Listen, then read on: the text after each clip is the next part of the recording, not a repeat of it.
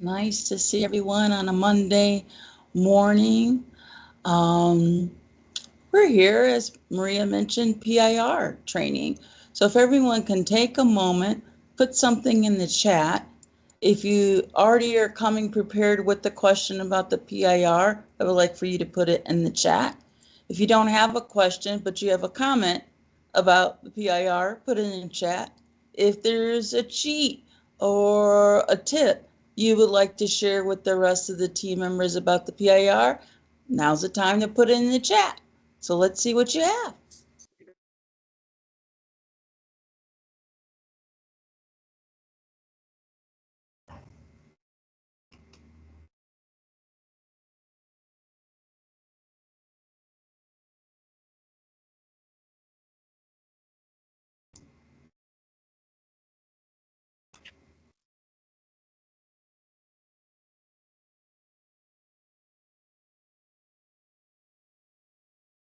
Okay, I don't see one comment. So you know what one comment, no comments tell me? We're all experts on the PIR. We don't have questions on the PIR, or because it's Monday morning, it's just a little too early to share, because those were the options I gave you to share a tip about the PIR. As hopefully most of us should know, the PIR is something you should be working on from day one when you get your families assigned. But in the document that I've sent to you, but I'm going to share it as well, you can use it as a reference point. But the PIR is critically important to not just our Head Start program, but to all Head Start programs, and we will discuss that.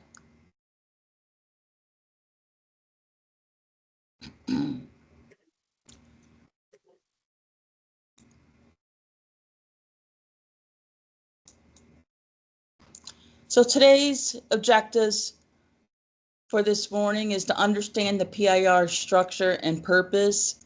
If you don't know, the PIR stands for Program Information Report. 2 is to review key program data areas. 3 is to connect the PIR data to program planning. And 4 is to ensure accuracy and consistency. What is the PIR? As I mentioned, that's just the acronym for the Program Information Report.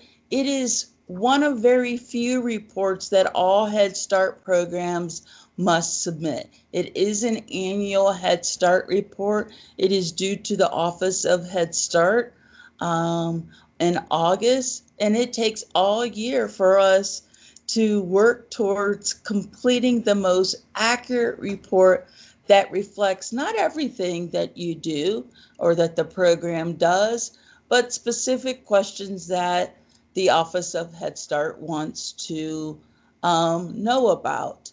Normally, in a year before the PIR report comes out, there is sometimes a comment period or a preliminary report that's going to tell us or give us an idea of what questions or what might be changing.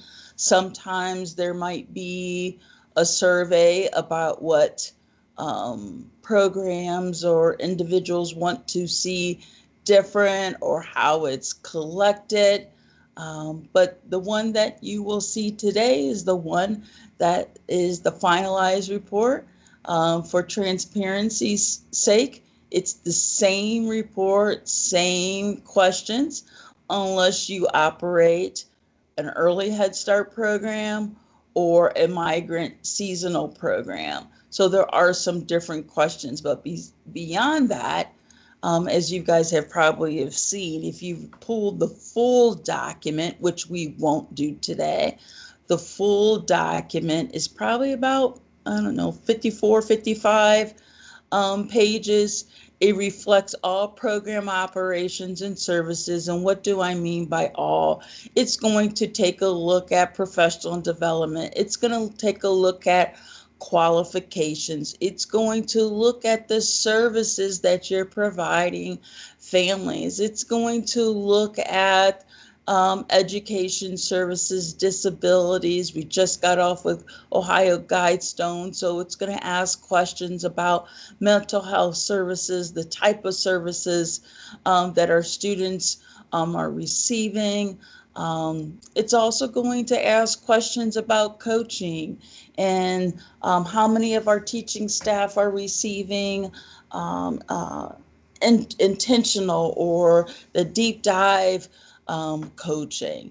But the area that we will reflect on today is normally in part C of the PIR report when we ask questions and drill down about services to the children that are enrolled.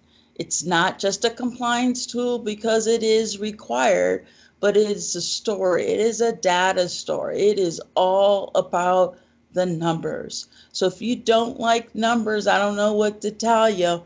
You have to make sure that your numbers add up.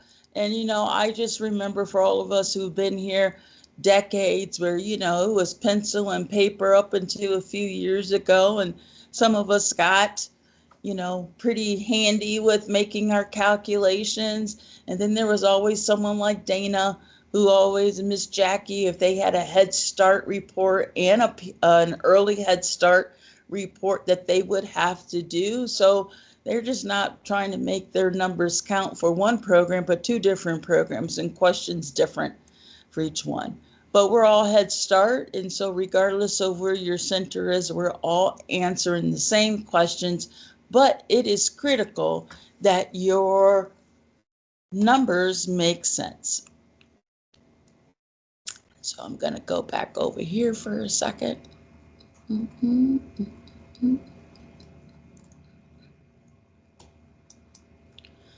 So we talked about, well, what's included in the PIR? What's the structure?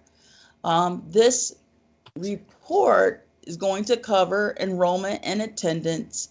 It's going to track not only our funded enrollment. Thankfully, our PIR report is connected to Child Plus, but every once in a while there's some glitches or you're able to maneuver through the system without answering all of the questions. And because I asked what some tips or if you come with any questions, because if you've already been working on pulling your PIR report during the year, you may have seen or noticed that maybe your numbers are not adding up or something is not calculated. We don't necessarily want to wait to the end of the year to address those matters, but it is at this point most critical to address them if they're not matching. The report just came out last, I believe, Monday or Tuesday. So we were scheduled to have the PIR training, I think, which we normally do a little bit earlier in April, but the PIR, the final version didn't come out until this past week. So that's the reason why it's scheduled for today.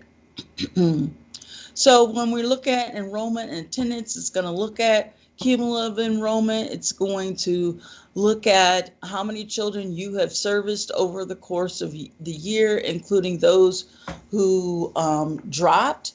Remember, when we're talking about enrollment, when we're talking about the children you serve, if they are a no-show, then they're not supposed to be calculated in this report. We're going to look at the demographics. The system already, for the most part, already does that. But one of the changes that there's very few changes in this year's PIR report. You will see as we're moving forward in next year that if a family identifies a child as being biracial, they want to know what specific races those children are. So sometimes some of the demographics might be hard to catch up on, especially if a family is a repeater, but that definitely is one of the changing questions. As I've already mentioned, it's going to collect data not just on children, but staff and family characteristics and other categories, income eligibility. And when you're in the section family services, when we will touch base on, because we won't be reviewing every question, understanding the concept of what family means to the PIR report, and how your numbers add up are very critical to for accuracy.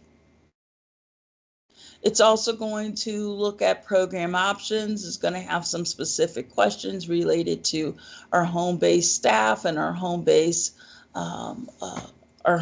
services. They also want to know what type of education or assessments that are being utilized by our staff in the program. So some of these questions you don't necessarily have to answer, but this is the types of things that are in the PIR.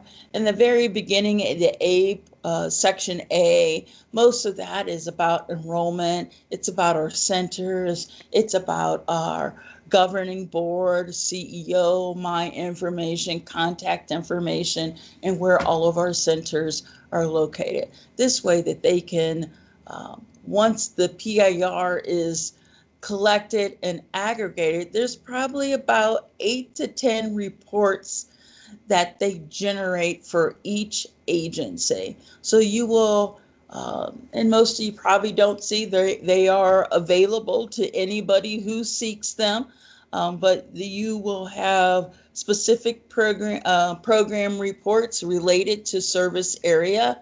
And then the Office of Head Start generates, well, they have, so with the regional changes this past year, I'm not sure if they will continue, but then they will provide state comparisons and regional comparisons and national comparisons as well.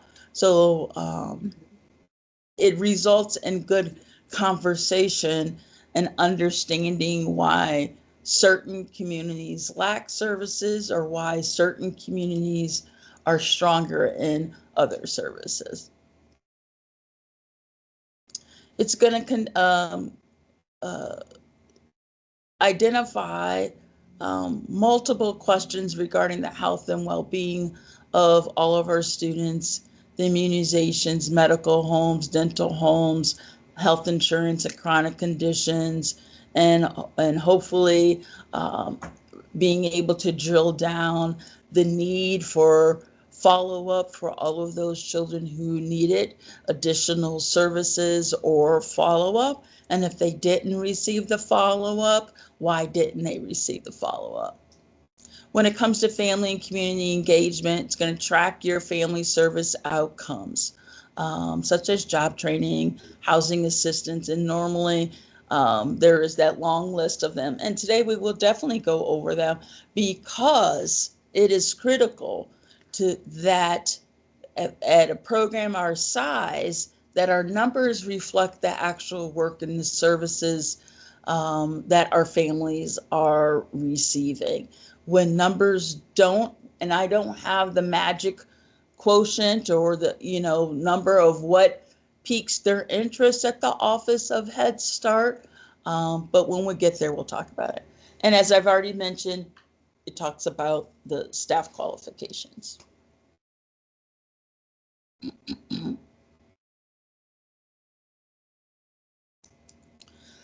So why enrollment data matters? It impacts funding and monitoring. Once this report is completed, there is always a call with me and the Office of Head Start regarding our data. Sometimes it's questions that only focus on areas of concern. Does someone have a question? Give me 1 minute. Yes, I'm sorry. Yeah, we have our FSA. Okay. So there's a phone call every year that normally takes place in September, beginning of October, that where we are reviewing certain areas that maybe it's just they want to focus on, or if our numbers and percentages don't equal or don't meet their national benchmarks, they want to have further conversation on that. It could be on follow-up. And normally dental conversation and dental follow-up is always a conversation.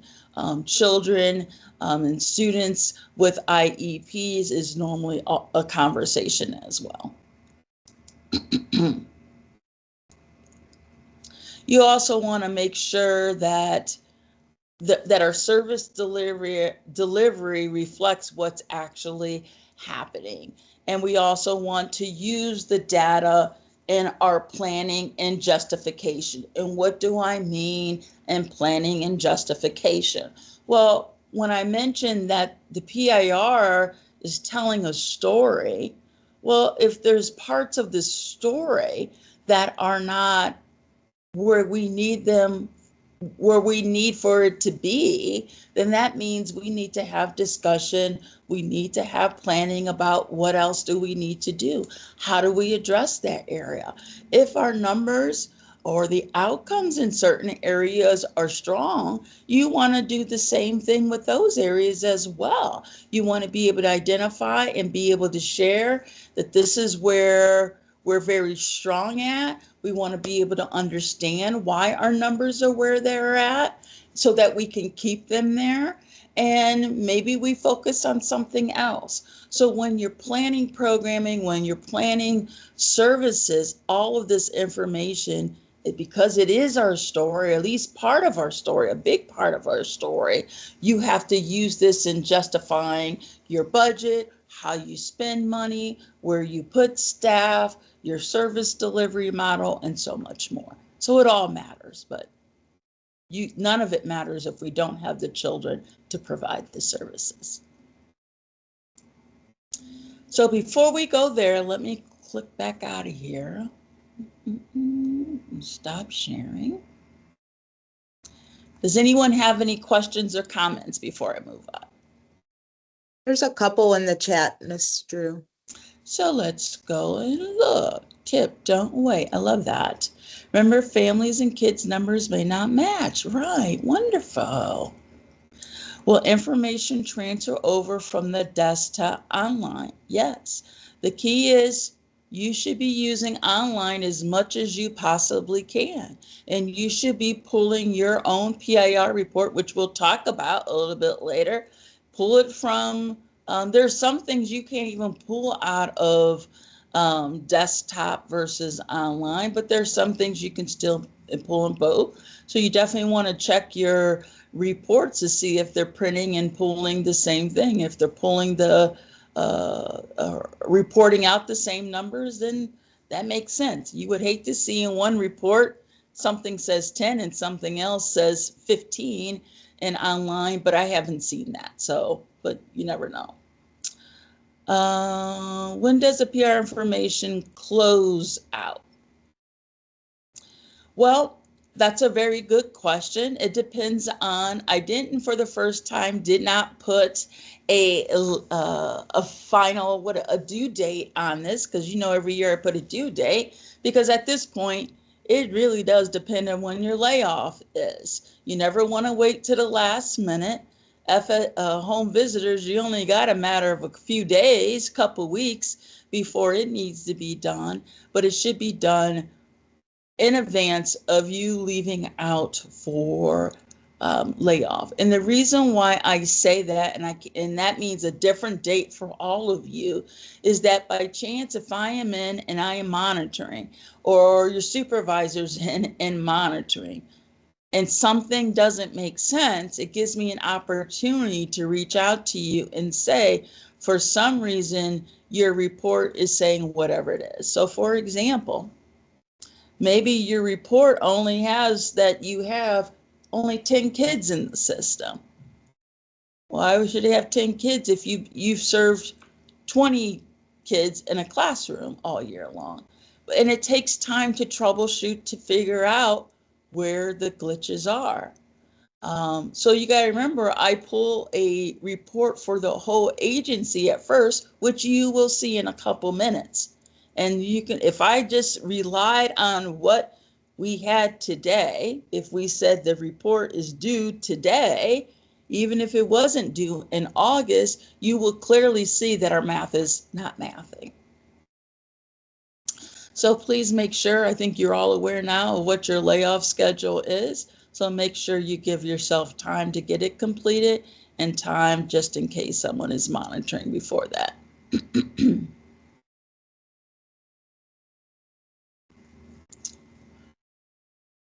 Okay. Thank you, Jordan. Make sure that you have PIR answers completed for children that have dropped. Yes, remember, as I mentioned, that your PIR counts and includes all children that you have provided services for, with the exception of no-shows. But the system should already be removing them, since if you remove them and identify them as a no-show, then those numbers are already taken out of the system. But if you're trying to do some mathing in your head or pencil and paper, you have to make sure you're looking at the children who you have serviced for more than 30 days. Does that make sense? Yes, no, thumbs up, thumbs down? Okay.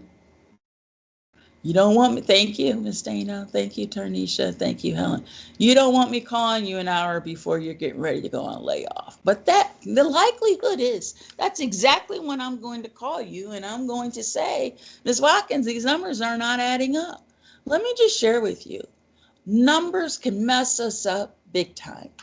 I shared with Maria the other day, working on the grant that was due on Friday.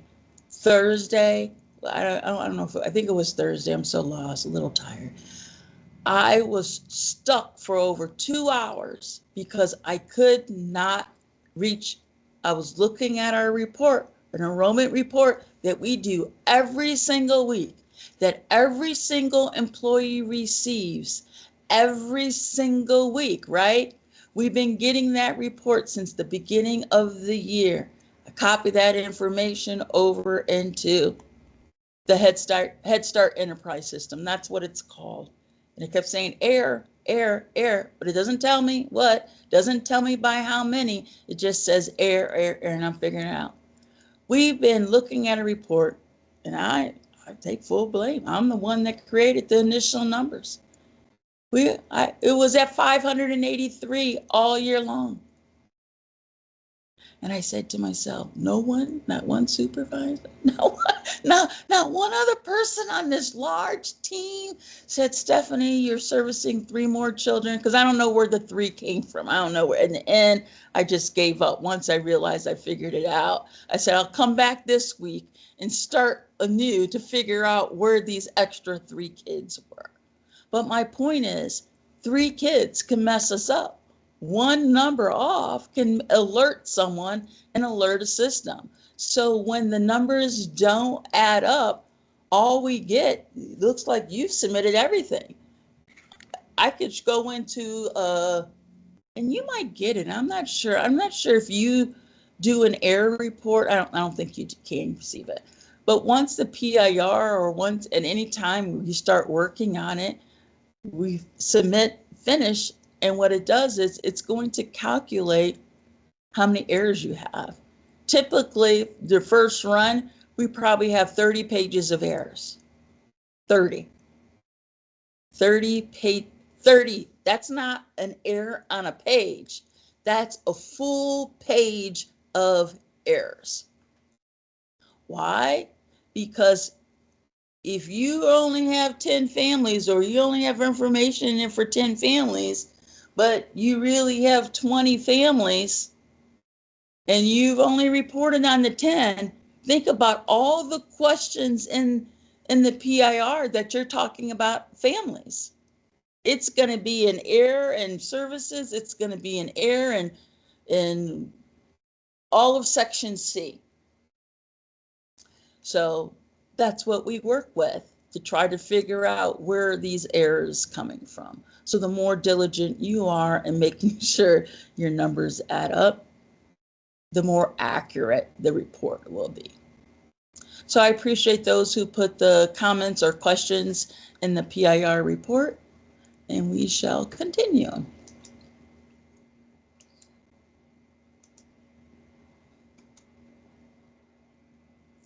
So now we're going to take at Section C. As you've heard me mention at least 3 times, Section C starts with health services. And there's only a few sections I've actually are going to show you, because once you see one section, for the most part, the remaining sections are very similar to them. But the reason why I want to start here is because in C1, now this is if you had your paper, if you had a paper version. You don't have a paper version, but I want to make sure that your questions, and we'll briefly go there, to make sure anything that asks for a question or a number at enrollment and a number at the end enrollment has to be answered.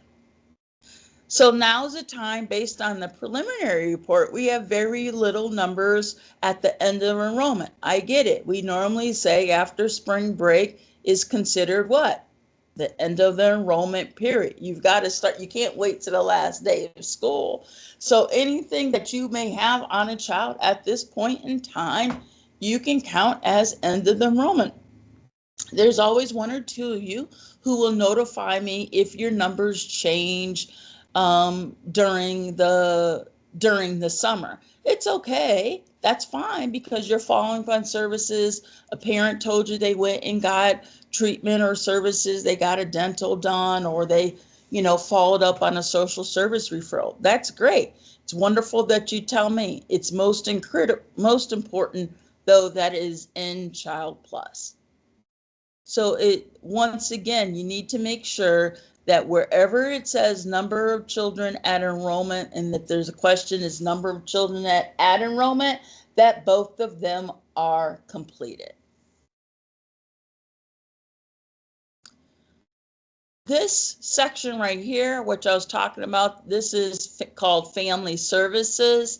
These questions are based on how you respond to the number of families that receive the following program services. Please make sure you go down all of them and understand what it is asking you. So, and how it's set up this year, the question 44, or the outcomes, is different. That I don't believe was laid out exactly the way it was. So you need to make sure you're identifying all your families for emergency assistance. If that means all of your STAR service referrals, if it finds that itself there in that category, fine. But anything that you have referred as a STAR service outside of this agency, it asks for whatever it is. It's not asking you what the emergency service or intervention was, but you should know what that number is based on the number of families you service. How many of them needed housing assistance? And that can include subsidies, utilities, and repairs. Once again, that could have been a referral to our energy services, or an outside agency, or someone who's seeking housing support. Asset building, financial education, debt counseling, and many times we don't know everything that a family is working on or working towards, but clearly in conversation or during a home visit, or someone has shared with you that these families are receiving these services. Mental health services, not just inside of the agency, outside of the agency. If someone's working with Ohio, Guidestone, whether they're working for another partner, or even if someone is not a partner. But we need to make sure that the list goes down and they're self-explanatory. We should not have, let's just say, 100 English as a second language training, or English as a second language training, but you have no notes of it. So it goes hand in hand with your notes, or your case notes, and your documentation, or your family partnership agreements. Remember, this is about telling your story in numbers. So we never say, oh, this number looks too small, too low, except there are a couple areas that I said, there's no way this number is right. And that's when it gets to our research-based parent curriculum. That should be pretty easy. If our families are connected to Ready Rosie, then that they should be there. I mean, there's other parent curriculums that they could be attached with as well. We have a policy council parent who talks about a curriculum that she uses with her children that has nothing to do with Head Start in our program, but if we know it, then let's count it. Involvement in discussing their child's screening and assessment results in their child's progress. If we have 570 kids enrolled throughout the year, what do you think that number should be? I don't put it in chat because I can't see it. Somebody tell me. It should be the same. Pretty dang on close, right? Pretty high, exactly. Can someone tell me why? Because the teachers go and go over the assessments that they do at the beginning of the year, and then we also go over the screenings that we do with the families. Absolutely, absolutely. Thank you. Supporting transitions between programs. How many of you have students who are moving on to kindergarten from Head Start? Every one of those children should be counted in those numbers, whether you hand delivered, gave that parent something, whether you provided information on where to go and register, whether you shared information or they received information about the new kindergarten cutoff dates, that number should at least be the equivalent of our students who are moving on to kindergarten. And education on preventative medical and oral health. Anyone want to guess what that number should look like? Exactly the number enrolled. Okay. Do we give someone information at the time they register? Do we give them a Yes. physical? Do we provide them a community resource directory highlight? I mean, we all do things a little bit different, but this is making this, especially the social services numbers count. Then on the bottom of the page, C44, it's still C44, but the number of families that receive the following program service to promote family outcomes. Ooh, how do you think we are going to find that number? M, N, O, P, and Q.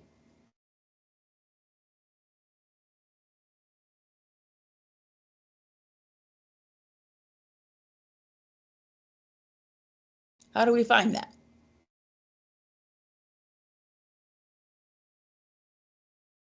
Part of that is in the registration and part of with this family service worker. Right. Well, for me, I can sit here and say there's multiple ways you can find it. It's no different than you finding the answer to the rest of them. How do you know? Are you pulling a report on your outcomes? Or when you're doing your case notes and working on your FPA, are you clicking that extra button then that says how that conversation, how that service was connected to a family outcome? Make sure that that has been done and continues to be done so it can reflect that your work is connected to the Head Start outcomes. Does that make sense? Okay. Homelessness service. The reason why I put this on here is because it is also important, and you have look on your reports, because whether you identify them doesn't matter, because by now, right, even if someone else worked on the file, two other people worked on the file, it's your file, right? They've been assigned to your families. So maybe they were determined to be eligible because of their homelessness status, but there's still a question where it needs to be identified. And you've heard me say this normally at the beginning of the year. You need to know the difference and understand your families who are eligible because of McKinney-Vento definition, which is a lack of a fixed, regular, and adequate nighttime residence, but also know who in that eligibility is actually seeking to find a home. It could be none, it could be two. If you got five, maybe there's no one that is looking to find housing. But also if you're looking, if you have a couple who are or were looking for a new home or a new place to live, then actually how many of them in C49 actually acquired housing? So it's important for you to go back to all your families who have identified as being homeless to make sure you work through those numbers to make sure it is reflected that maybe not all of them were seeking not shelter, but seeking housing. But for those who did, how many of them actually received housing?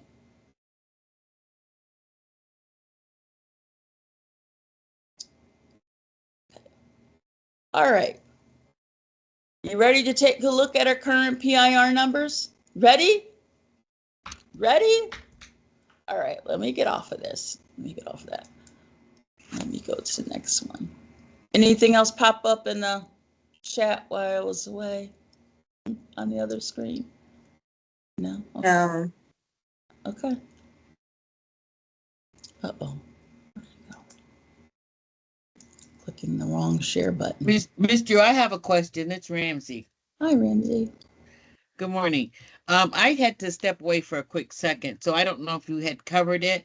And I was taking notes when I got back here to this, when you were going over and giving the explanation, so I can see a little bit better now. Mm-hmm. There was a section in the PIR that at one point we did, and then at another point we had to leave it automatic. Did you go over that?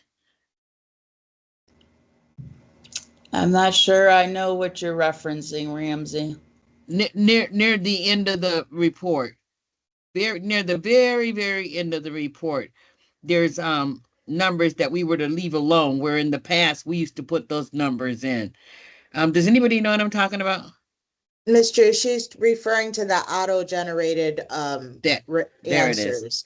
So it Are just we says still? auto. Sorry, go ahead. No, thank you, Maria. That's exactly what I'm referring to. Is that still on auto? Yes, it's on auto populates based on what you put in. Yes. Thank you. Mm-hmm. All right. So when we pull an actual draft of the report, this is what it looks like, starting just with enrollment. So gives our slots, and I don't want to spend all that time there. For the most part, that is accurate. Some years, I'm going to assume that our children by age is working, because last year it wasn't. It was off. It didn't even calculate for some reason. But, every year, our ages change, a little bit, or how many 4-year-olds is clearly, we always tend to have more 4-year-olds than 3-year-olds, just because of licensing and how many are going to move to kindergarten. But it gives you a good idea too, how many new students you would have to at least replace those 4-year-olds. This is where I know we're off. Maria, what's our enrollment that you just sent out today? 538. Maria sent out that we have 538 kids. This is not including 3%. This is not including our reserve slots. These are actual kids as of today that we're saying we have serviced, including drops. What does that tell you? 61 kids are missing. Well, probably more than 68 kids. Because your report shows our current enrollment report. The PIR includes all those who have dropped. And this says 477. Okay? So now if I go to enrollment and program options, and I think this is where we've had some issues in the past. I'm not quite sure if it's still the same or as much. When we are determining eligibility, can you use multiple things? Let's ask it this way. Can you use multiple things to determine eligibility? So I see heads shaking no. I only see 4 people. So I'm going to assume those 4 people are shaking their heads for the rest of the group. Just in case you didn't know, or just in case you didn't shake your head. Doesn't matter what all the other eligibility factors are for that family. You can only use one thing to determine eligibility. Because can a family be homeless and have a foster child in the same household? Yes. Can a child be homeless or a family be homeless, have a foster care child and someone receiving TANF and someone working? You can have multiple factors related to that family. But remember, you can only choose and select one determination for eligibility. Whatever that is what is reflected here in the PIR report. You can make comment, you can put all the other stuff in there all you want, but you can only choose one. You can only select. So it's up to you to make that decision at enrollment time what you are using. Every once in a while, get something else saying, can you change something? You can edit, and that is fine. Every once in a while, we get something, someone says, hey, I got this file. This wasn't done accurately. Look, that is okay that happens because we want accurate stuff. Now, what I don't want to see is that 20 kids were deemed to be eligible and another family service assistant finds out that they were actually over income, then we probably will have more of a training concern issue. But that's a cause for alarm. But no matter what, we would need to address it to try to make sure that isn't continuous, because maybe someone just processed what they thought to be correct and it wasn't. So those things do happen. So you can see what this report is saying. If you look at F, 100% to 130, the report says we only got 63. You would truly think that we would probably have a whole lot more than that. It varies, but 63 when you can have 35% of your families between 101 and 130%. I don't know if anyone feels like doing the math, but that's a large room for families who fall in that category that we're not servicing. So, Maria, you said we have 570? 538. So based on my calculations, we got a little less than 12% of our families enrolled who are between 101 and 130%. When 35% of our families or enrollment can be eligible in that category. Does that make sense? So when you're speaking in enrollments, when you're looking at, you can only enroll where families are eligible. I get that and I understand that, but it's a significant percentage that for whatever reason, it's just not utilized. Talks to you about your prior enrollment, those who've been in for a second or third year, the number of children who have left the program or didn't have their first home visits. Something's not right there. 27. It's telling me this is telling me we had 27 no-shows. I'm pretty sure we had more than 27 no-shows. How many of you here have had a no-show this year? We're actually watching both I still see the same 4 people, so thank you. So it hasn't changed. So, okay. So you really need to pay attention and look at that. Stephanie, yes. As far as the no-shows, are we responsible for those? Or when we report them to the education supervisor, they put it in as a certain way? It could be, it's not necessarily you're responsible for it, but it's going to impact your overall numbers. It could have been a mishap. It could be something that maybe they put in.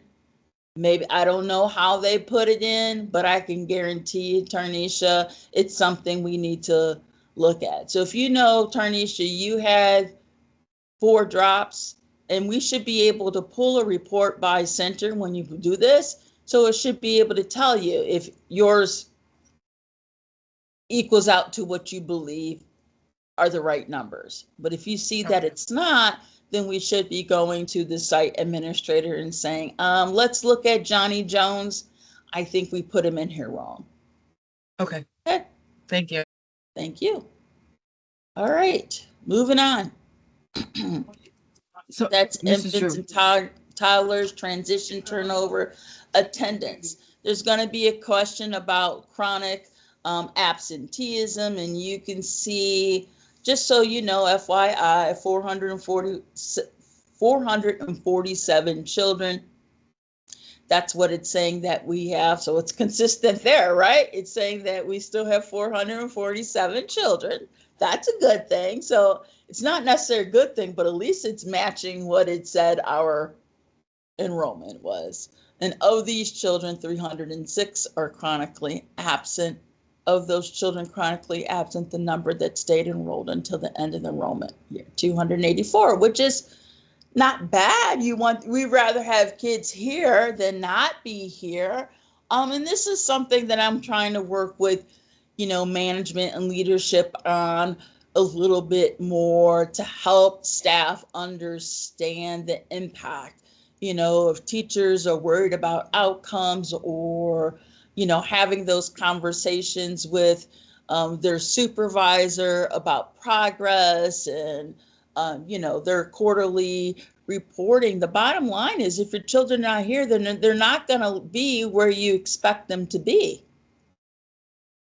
It's just that simple. Doesn't matter if they went to California, for 2 weeks, doesn't matter if they're sick, doesn't matter if they're just decide not to show up on Tuesdays and Thursdays. The bottom line is chronic absenteeism is when I think children miss more than 10%. I think that's what it is, more than 10%, of their scheduled school days. So what's that story? What's the impact on our program? You've heard me talk about, and you've heard Becky and Melinda talk about, okay, meal service and food service, that's only one element, right?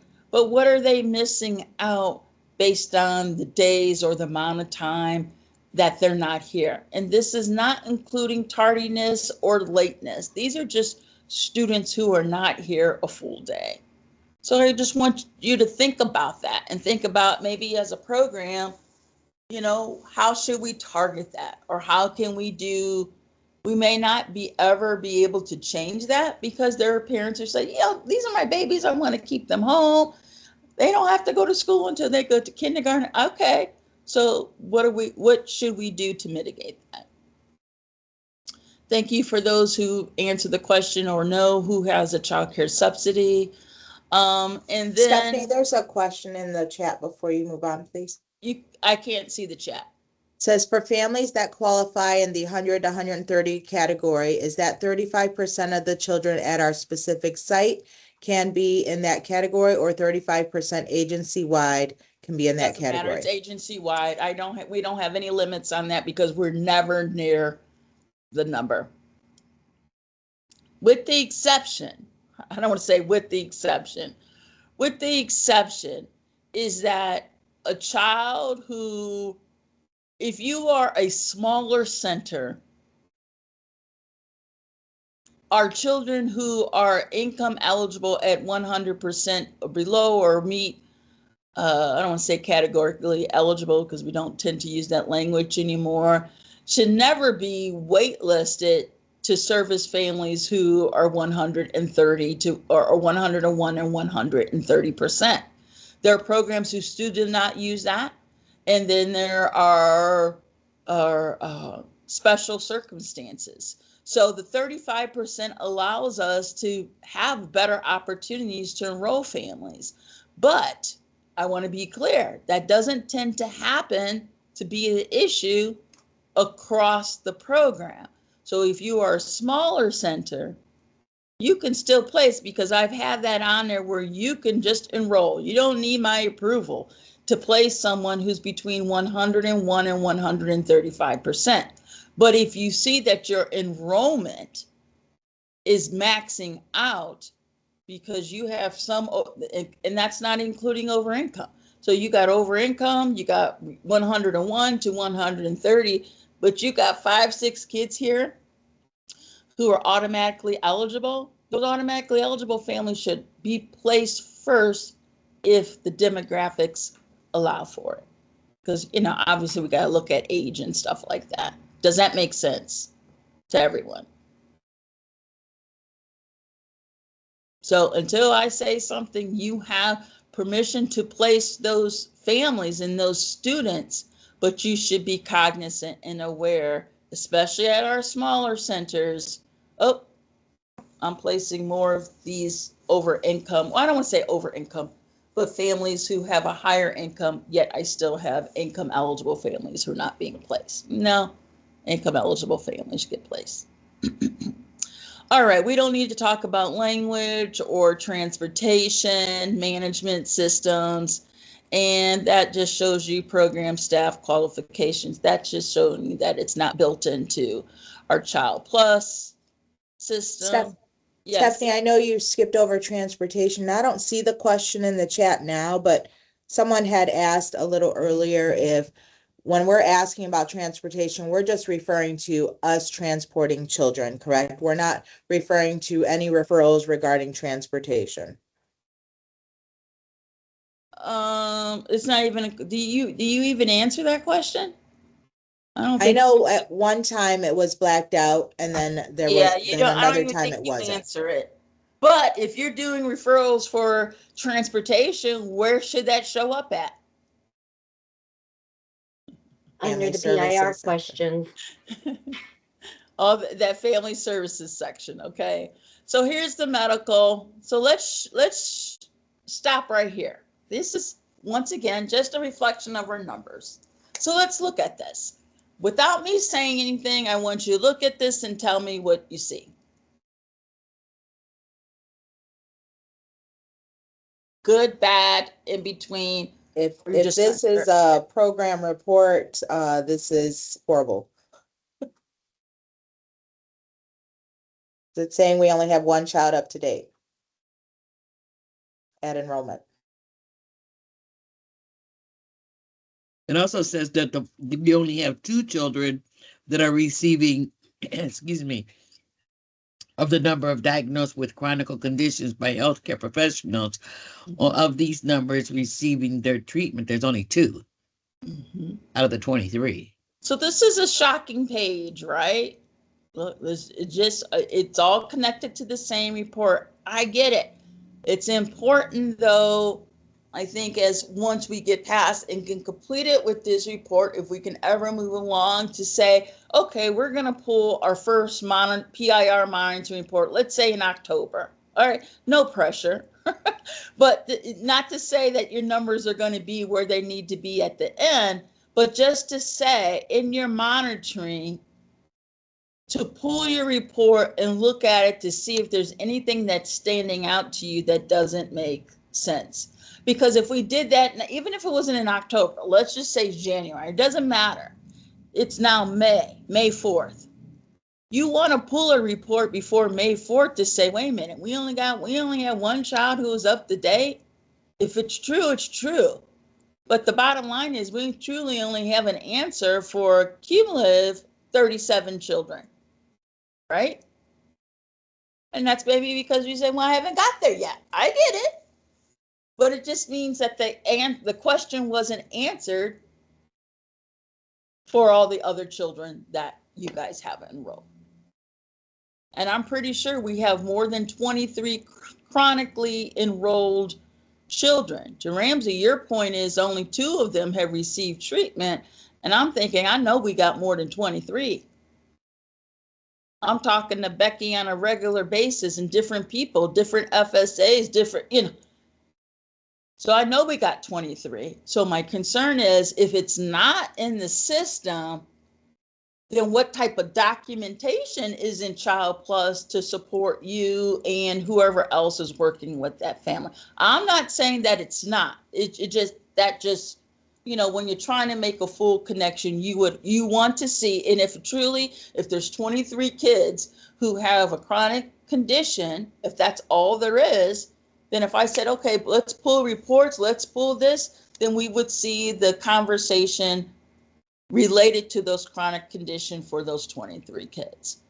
And with numbers, sometimes there are some inaccuracies, right? That may not reflect the overall, I don't say seriousness, or we're just not going to be able to find them or pull them. So it has to start with your own individual work. It starts there and it ends there. It ends with monitoring for me to answer questions. It ends in between with supervisors periodically reviewing stuff. But it's your story about your work. And this is only some of the questions, right? This is not showing all the work you do for children and families, but you need to at least make this count. Okay, thank you for that. There's your BMI information, your immunizations. Now here's interesting number of children we determined to be up to date on immunization. So there's 257. So do I have to go back here and say, wait a second? That this is medical services, and sometimes it's understanding the language. Oh, am I looking at immunizations? Am I looking at medical? Just make sure you understand what is being asked. And sometimes people are so good at trying to make sure that numbers add up. Every once in a while, there's a question where it's not supposed to add up. Not to say that they're to trick you, but every once in a while there's a question, and I think it's always in the immunizations. It's not expected to add up.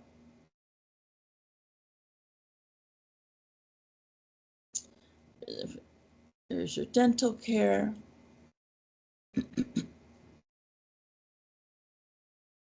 I'm sure those numbers will change. And then we don't need to get into that. They ask all these questions, and then they only want one answer, right? So you specify the reason why, and I think 100% of the time it's always been the parents didn't keep the appointment. I don't know why this is one of my pet peeve questions right here, but I guess if all of our families said no transportation, then I guess it would be, well, let's figure out how we can get them there. So these are questions for the most part that Julie works on for the mental health services and disability services, and how and why and what they're receiving through the year.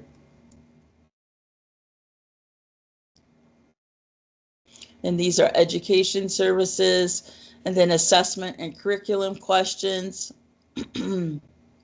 And here's our last section. Number of families. Oh my, it probably is my favorite part of the report. I don't know why. It's maybe second part. Anything to do with the families is my favorite part. Disappointing, the saddest part of the report is always health services. It's never as high as you want it to be, and that makes sense.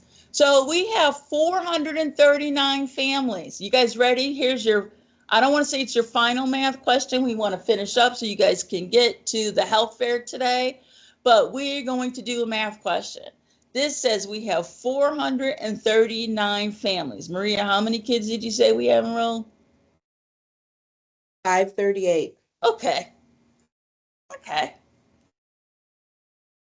So it's telling me we have 100 siblings. That seems like a lot. Goodness gracious, we doubling up everywhere, but that could be. But we got 439 families. A and B should equal what? 439. 439.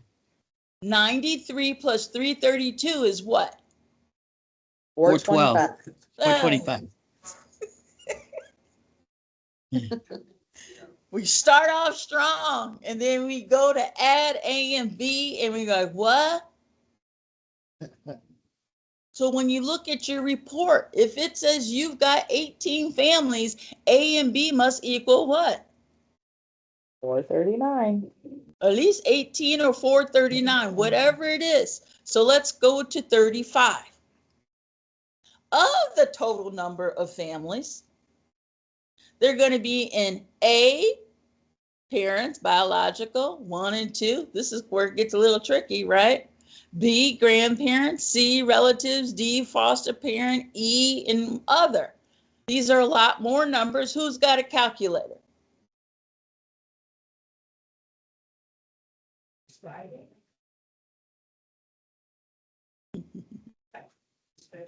So at A, here's the tricky part. In A, think it's it's 337 or something like that. 371. What's 282 and 5? Did it though. 282 plus 5. 287. 287. What was in 35? 371. 71. We're off. By 84. But and my point is 1 and 2, right, has to equal what's in A. So just pay attention to how you're looking at that, okay? So now I've got 282 plus 5, it's 287, right? And now I've got another 11 and 2, that's 13, 26, 30. We got 317. If 371 was right, our answers only come up to 317. So you can imagine when I'm looking at these numbers, I already know their first run or two. That's how it is. I've been doing it so long. You know, every once in a while I might get surprised, but I'm not surprised because the numbers just don't add up. That can give you a headache, right? When you're looking, trying to figure out, where do I go? How do I find out who's not including their families? That's too much work to try to figure it out across the agencies. And I'm like, then I give them like, no, I have to have you make sure that you are looking at understanding who you are counting in these numbers. And so then what happens is these breakouts are then the same and they never add up, because once we're off, we're always off for the most part. So if I look at 36, our total number of families at 37 is, what is it? 439. It says of the total number of families, the highest level of education obtained by a child's parents. There's only 4 areas. Do you think it's going to come up to 439? Nope. Let's guess. Come on, Maria, let's be optimistic. I did the math. You did the math? We're off by 128 or something like that, 138. That just means that the questions haven't been answered. They have to be answered. And we're going to get to, I'm going to say, Tarnisha, it's your favorite report, part of the PIR report. How do I know if the question's been answered, right? So the rest of it basically does the same thing. And I guarantee you got to break them down in sections, or sometimes you will just misread it trying to be fast. But normally once your numbers are off, they're off for the whole section. Okay?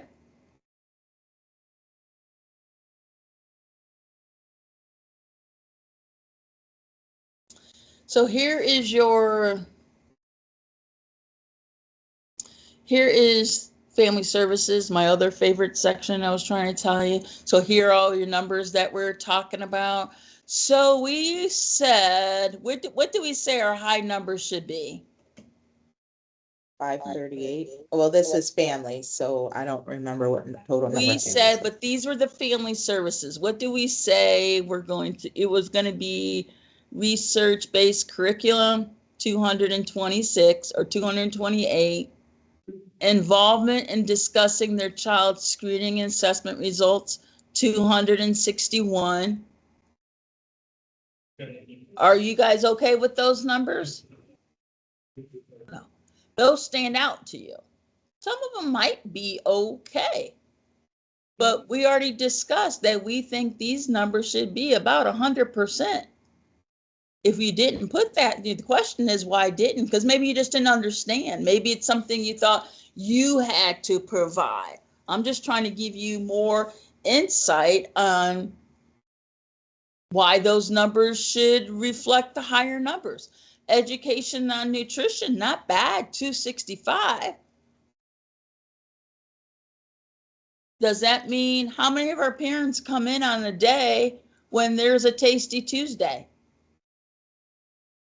Is it Tasty Tuesday? Tasty Friday, Tasty Tuesday. We have a lot of parents that come in on those days, right? How many of our parents participate in? The question is, you may not know that they're participating in.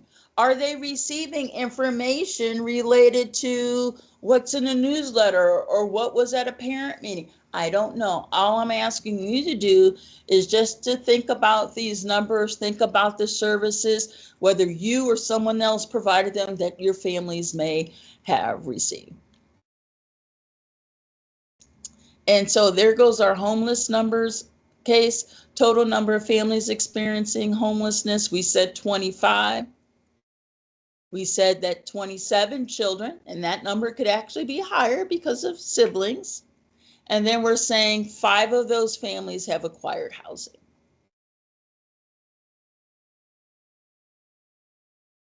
Okie dokie.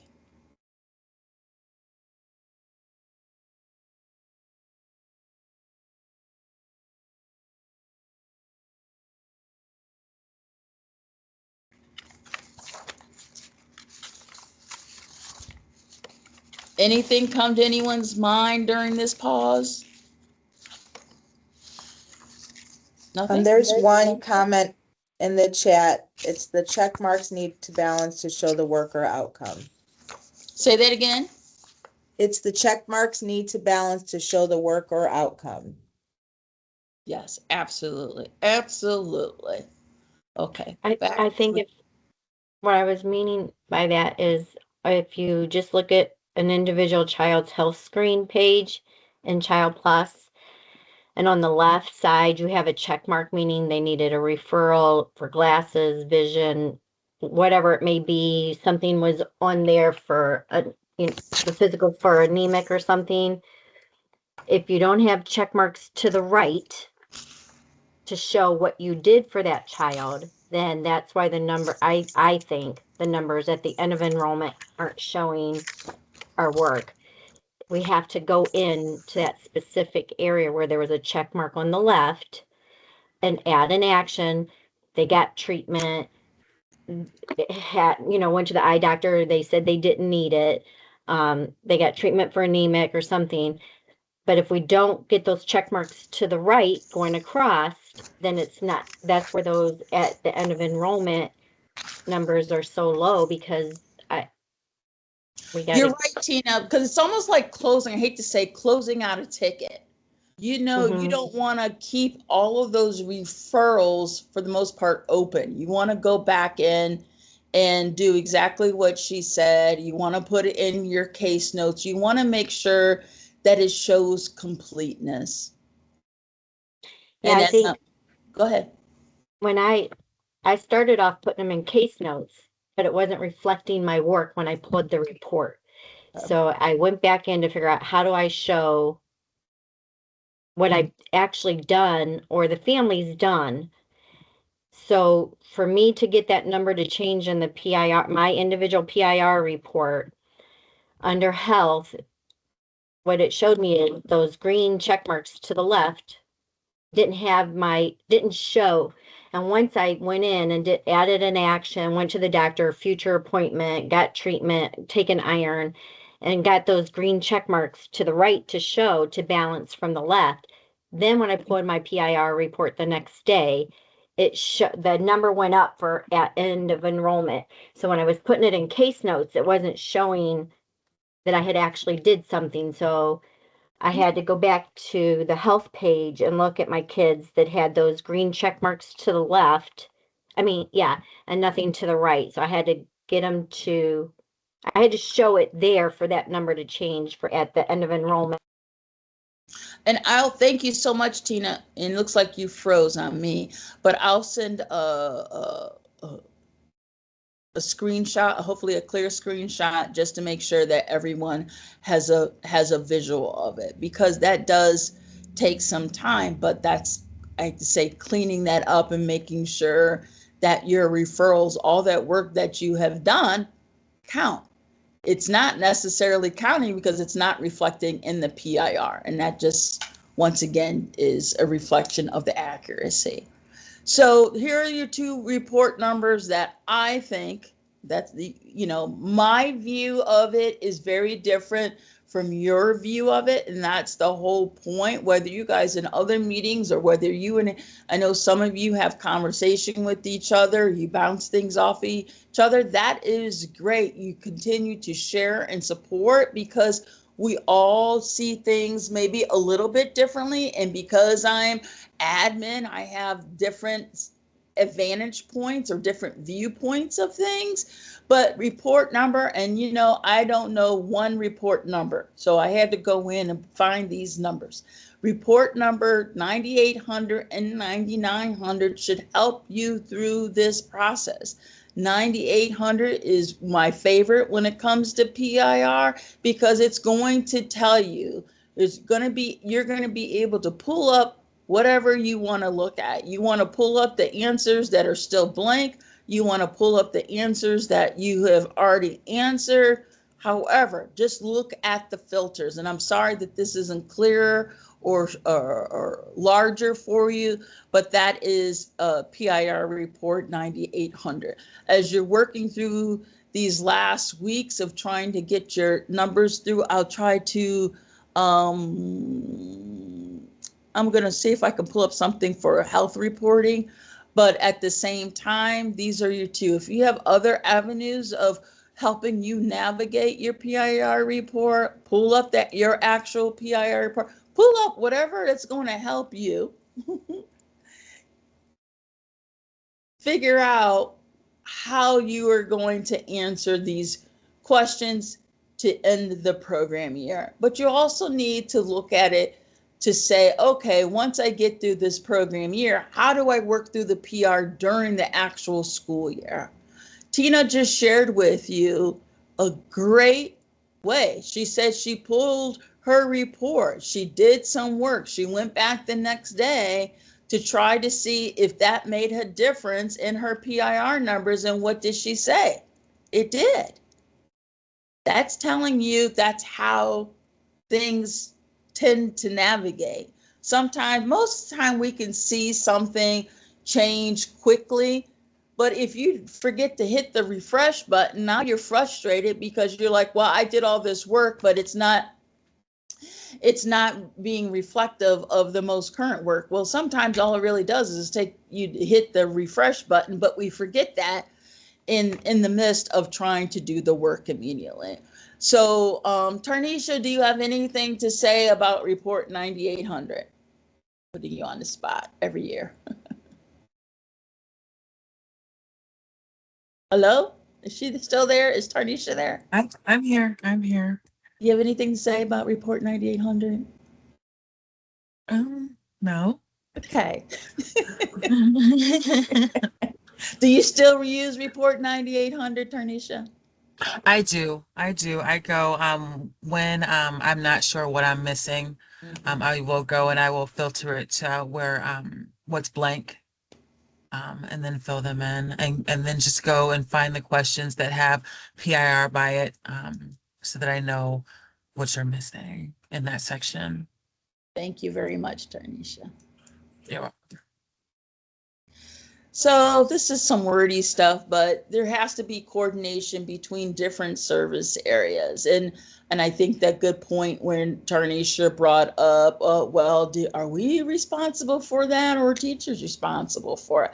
Well, there are multiple people besides the people on this call who have responsibilities related to the PIR report. If I didn't mention it, we have professional development, we have mental health and disabilities, there's HR that I have to have submit some reports, there's some fiscal responsibilities too. So we have to coordinate, or they have to be willing to respond to me as well when things don't match up or their numbers are not accurate or timely.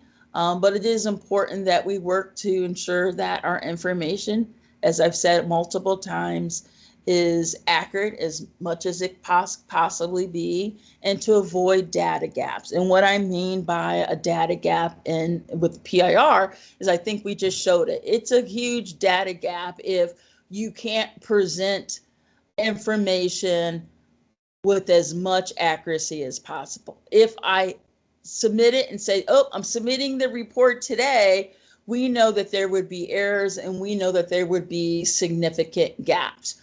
When your report is off by 100 and something families, you got to sit back and say, I can't, right? You can't submit that. You wouldn't even want to, submit that. We would want to say, hey, who's missing some information?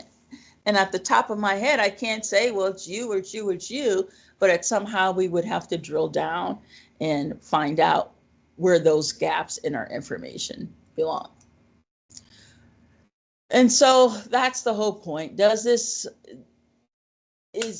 going to end with, making sure that we're working on it year round, making sure that our information is accurate. So whoever's reading our reports can, be impressed with all of the services that our families are providing. And that's because of a direct result of the services and the referrals you are sharing with families.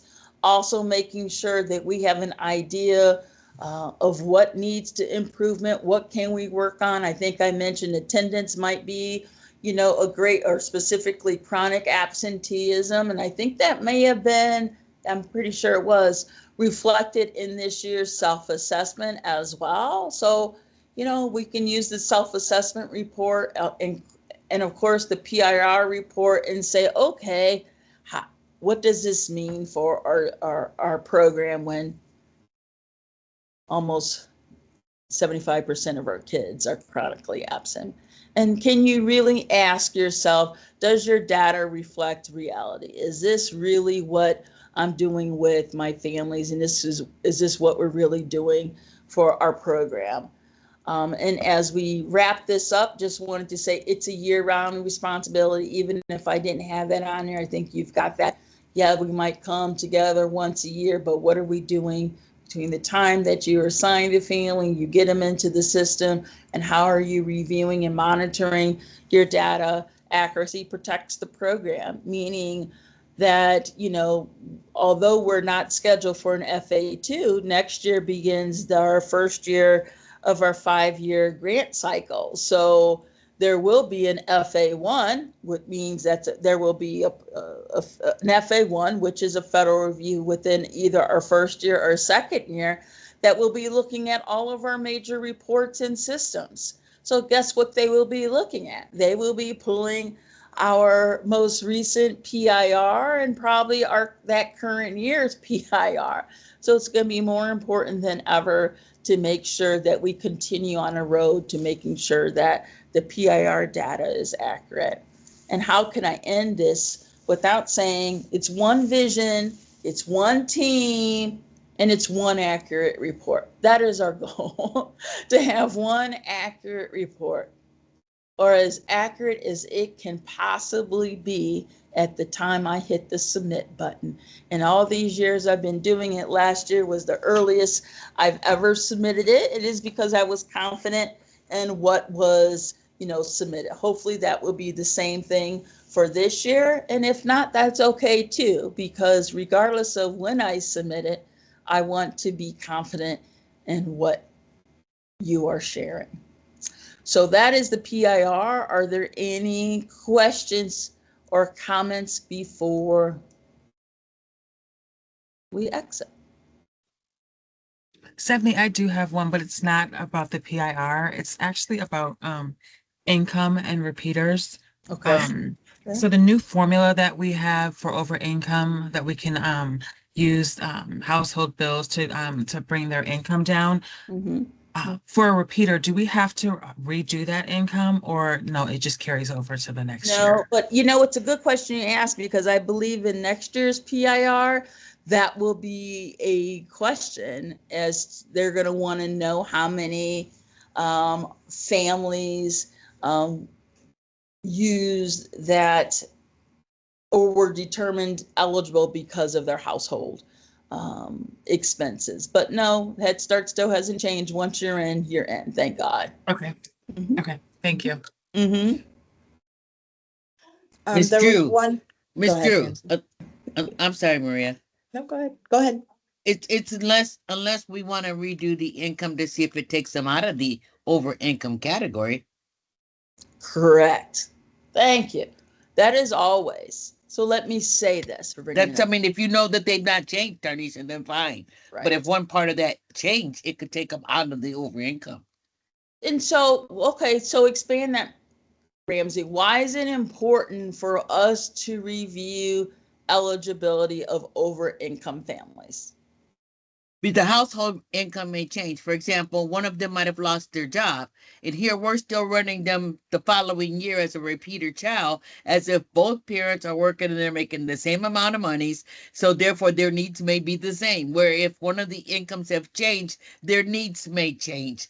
For example, they may need the assistance to get on health insurance because maybe that person carried the health insurance. So it hits a various of areas, but more importantly, it takes that child out of the over income category so that we can put another child in if we needed to. Yep. Because that's where we always want to make more room, is to, if need be, to be able to approve someone who's over income. And to Ramsey's point, if someone's no longer over income, they might be eligible for other services. Thank you. Anybody else? There was one question in the chat. I'm pretty sure I answered it, but she wanted to know if everyone had the same filters. Except probably me and Maria and Deanna. We might be able to see some things differently than from you. I think you should have access to your own classrooms, but other than that, everything else is identical for everyone. But when you're pulling a report, which filters you choose may look different for you. So if you picked a different filter from your coworker, the report will not come out the same. So you just have to be mindful of the filters when you're pulling reports, but you have the same filters. Right. That is the trickiest thing. Yes. As much as I like to hit buttons, I learn when I'm in doing any type of reporting system, just keep my hand away from the keyboard and to look at everything across the board before, because I tend to go right where I think I need to go. And then I realize, oops, that's the wrong year. That's this, that's blah, blah, blah. And do that. If something is really off, look to even see if you've got, because I'm trying to get these old years, those do at times create a small little headache when I'm realizing I'm looking at data that's not the current data that I need to be looking at. But yes. And there was recently a training in Child Plus. If you didn't get a chance to watch it, it was talking about desktop versus online and talking about specifically filters. So they said they were going to send out a recording, I'm hoping, so I can share with everyone that might have missed it. But it was good information for you if you didn't get a chance to see, just to compare. If you're missing something, it could be the filter that you're looking at. And before I end, I will say this regarding the two systems. There are differences. There are things I can do that I can do in my desktop version, but I can't do at home or offsite on my Surface Pro. There's certain things, that's technology, but then there are certain things I can't do because one system or the desktop is not outdated, but it no longer allows me to do it. But we are creatures of habit and comfort. We want to go to, and especially me, I want to go to where I've been going for years, right? I know where to go. I know how it looks. And all of a sudden I get to online version and it looks absolutely nothing like, but I have to get used to it because I'm afraid one day we're going to get on here, right? And there's going to be no desktop version. I mean, this has been going away now for at least 3 years and it's still going. I don't see a deadline anytime soon, but little by little. And look, if you have time to read every update, then we need to give you something else to do. I don't have time to read every Child Plus update. I just realized I'm just gonna, if I'm looking for something, I'm going to rely on the library and the videos. That's what gets me through Child Plus. Every once in a while, I might read an update and it's like, ooh, I might need to screenshot that and take a look at that because there's too many updates. I mean, they've got a Bible full of updates in the last year and a half. Who's got time to read all those and remember them? So we're just doing the best we can. So it did say July, so we'll see if July comes and we have it or not. Yeah, yeah. Okay, we shall see. Hopefully not. Hopefully, and that doesn't even make sense that will happen. Guess what? Because we got to do the PIR. So that's the last. I wish we had that Dropbox for the years. Like in the past, we could pick, like we would be this year, we would be working on the PIR. But when we did a registration, we could do a Dropbox to put it in that year, the year that was coming up. I wish we had that. You will. You just it hasn't been transitioned yet, Ramsey. Oh, okay. It is. It will be there. The problem is what you see for the most part are probably the old years. So no, we haven't transitioned yet. I haven't had a chance to do that, but I'll let you know when that gets there. Maybe by the end of the week, maybe not. No promises. As soon as I can. All right. Thank you. It was wonderful seeing now the 6 of you that I could see. Everyone else is off camera, so. Well, thank you, Ms. Drew. I appreciate your time. All right. Take care, everyone. But feel free to reach out. You know, you can reach out if you have a question. I'll do my best to answer it. Okay? Okay, Bye. thank you. Bye-bye. Thank you. So ladies, just to wrap up our meeting today, thank you, Horizon and Little Lighthouse for joining us. I did record this. Hopefully, I can figure out how to save it because I don't know how to do that exactly on Teams, but I will figure that